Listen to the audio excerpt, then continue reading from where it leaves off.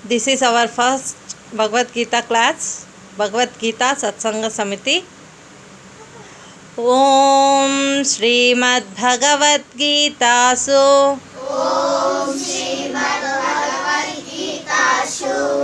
Upanishadsu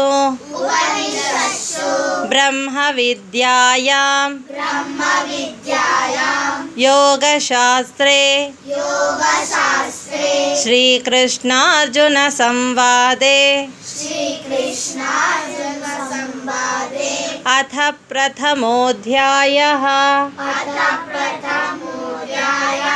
Arjuna Vishada Yogah Dhritarashtra Uvacha Dharmakshetre Kurukshetre Samaveta Yuyutsavaha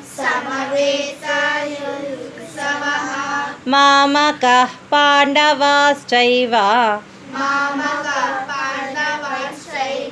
Kimakurvata Sanjaya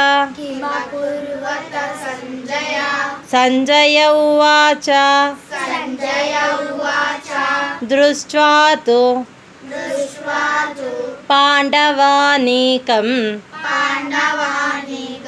Vyodham Duryodhanastada Acharya Mupasangamya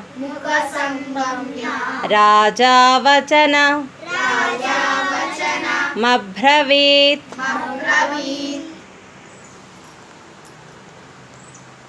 Okay, we will meet in next class.